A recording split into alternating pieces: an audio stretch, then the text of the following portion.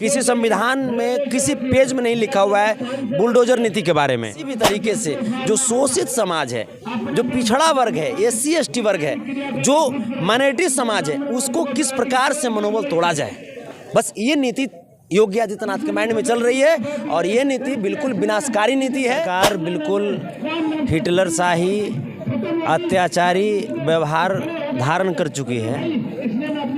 तो इन सरकार को कुछ मैसेज देने का हमने प्रयास किया है।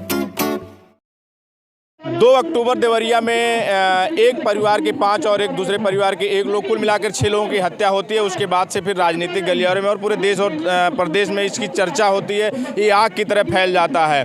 वहाँ आरोप ये लगने लगता है कि एक परिवार के साथ अन्याय हो रहा है, दूसरे परिवार के साथ पूरा एक समाज खड़ा है, एक सरकार खड़ी है। बिहार से चलकर आए हैं संतोष यादव रेणु जी, ये बिहार आरजेडी के नेता भी हैं। इनसे बात कर रहे हैं हम लोग। आप रेणु जी, आप बिहार से आए हैं यहाँ इस महापंचायत में, जो यादव महापंचायत दिया गया है, इसका मकसद क्या रहा? आप लोगों का मकसद क्या है यहाँ जो महापंचायत बुलाई गई है इसका? देखिए, समाज के लोगों ने आज एकजुट होकर सामाजिक कुछ निर्णय लेने का प्रयास किया, जो कि सरकार बिल्कुल हिटलर शाही अत्याचारी व्यवहार धारण कर चुकी है।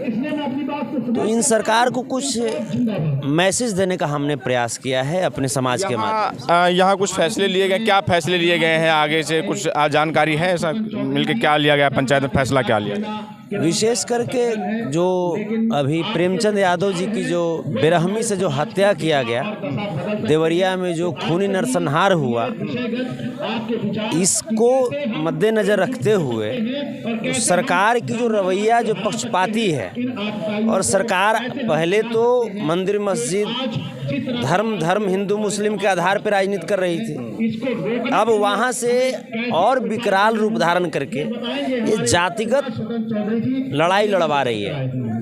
तो हम लोग इसी बात को लेकर के समाज को सतर्क कर रहे हैं कि सरकार की इस रवैया का हम लोग एकजुट होकर के घोर जवाब दें, मुकाबला करें। 1-2 परिवारों के 6 लोगों की हत्या हो जाती है, जहां पूरे समाज को मिलके दोनों परिवारों के साथ खड़ा होना था, संवेदना व्यक्त करनी चाहिए थी।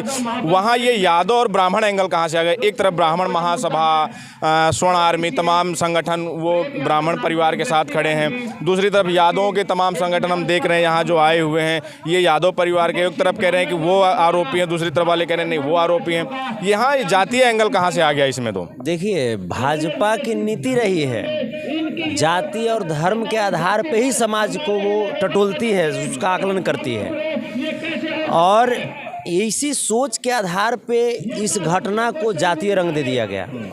हमारी संवेदना दोनों परिवार की तरफ है, क्योंकि हताहत दोनों तरफ से हुई है। लेकिन यहाँ पे मार्केबल पॉइंट है कि प्रेमचंद यादव जी की जब हत्या हुई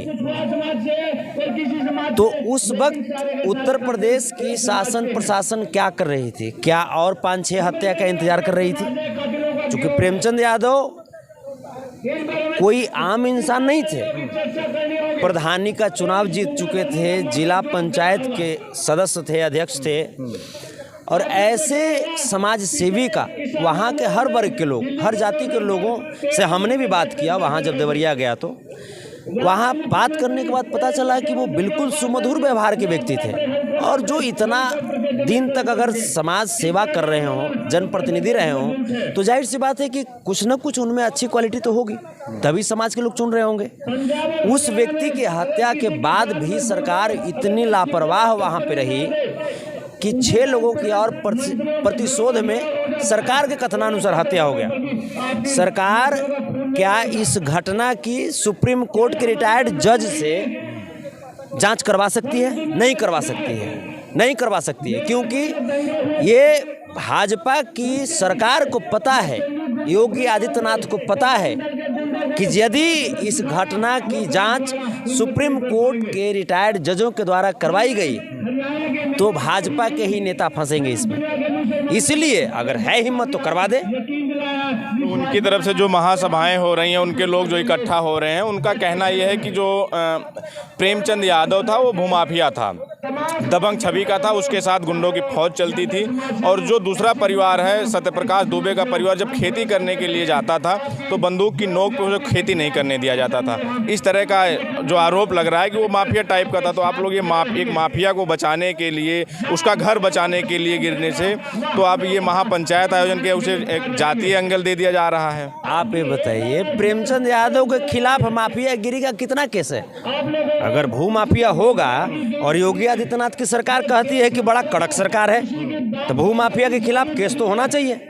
तो कितना केस है बता दे योगी आदित्यनाथ की सरकार। और भू माफिया था, अगर इतना दिनों तक भू माफिया गिरी करता रहा तो वहां की सरकार की प्रशासन क्या कर रही थी? तब तो सवालिया निशान प्रशासन पे भी उठता है। और अब जो सरकार खास करके बुलडोजर नीति, जो कि गैर संवैधानिक नीति है, किसी संविधान में किसी पेज में नहीं लिखा हुआ है बुलडोजर नीति के बारे में। अब ये अनपढ़ जाहिल गंवार मुख्यमंत्री, इनको मूर्खमंत्री कहना ज़्यादा बेहतर होगा। नहीं, इस तरह का संवैधानिक पद पे बैठे मुख्यमंत्री, संवैधानिक पद पे बैठे व्यक्ति जब संविधान की बात नहीं कर सकते, वो गैर संवैधानिक नीति अपना सकते हैं, तो हम लोग तो वो हैं जो उन्हें उस पद पे बैठाए हैं।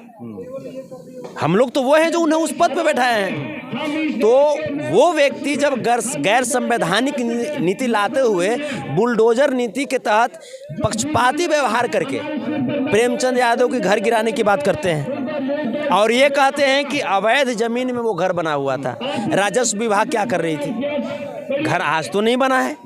इसका मतलब कि योगी आदित्यनाथ का राजस्व विभाग फेलुअर है। तब तो राजस्व विभाग जो है, राजस्व मंत्री जो है, इनका इस्तीफा पहले लेना चाहिए। उसके बाद जो गृह मंत्रालय है इनका, उसको इस्तीफा देना चाहिए और नैतिकता के आधार पर योगी आदित्यनाथ को भी इस्तीफा देना चाहिए। क्योंकि लगातार ये प्रेमचंद यादव की हत्या ये पहली हत्या नहीं है। इसके पहले हाथरस में मनीषा वाल्मीकि जी का गैंगरेप, दलित समाज की बेटी बहन, उनका गैंगरेप, और रेपिस्टों को क्या हुआ? सरकार सहायता देते हुए रिहा करवा दिया साक्ष्य के अभाव में। आप बताइए, अतीक अहमद जी को पुलिस कस्टडी में गोली मार दिया गया, क्या उसका बुलडोजर से घर गिरा? जो अतीक अहमद को पुलिस कस्टडी में गोली मार दिया, वो कोनो साधु संत तो नहीं होगा, वो भी तो अपराधी ही था, फिर उसका घर गिरा? क्या मनीषा वाल्मीकि के रेपिस्टों का घर गिरा? क्या पुष्पेंद्र यादव के फर्जी एनकाउंटर करने वाले ऑफिसर्स का घर गिरा? क्या निशा यादव के हत्यारे का घर गिरा? तो ये कौन सी नीति है? ये कहाँ की नीति आप लाते हैं? कहाँ पढ़े हैं? किस यूनिवर्सिटी में आप पढ़े हैं? तो लगता है कि पक्षपात जो बुलडोजर चल रहा है विशेष लोगों पे चल रहा है, विशेष जाति और धर्म के लोगों पे चल रहा है।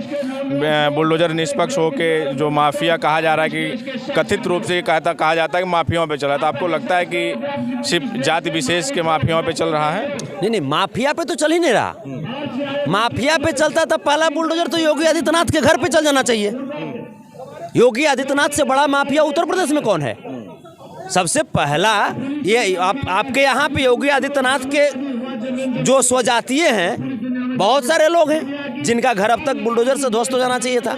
लेकिन ये जो माफिया गिरी नहीं चल रही यहाँ पे है कि किसी भी तरीके से जो शोषित समाज है, जो पिछड़ा वर्ग है, SC ST वर्ग है, जो माइनॉरिटी समाज है, उसको किस प्रकार से मनोबल तोड़ा जाए, बस ये नीति योगी आदित्यनाथ के माइंड में चल रही है। और ये नीति बिल्कुल विनाशकारी नीति है।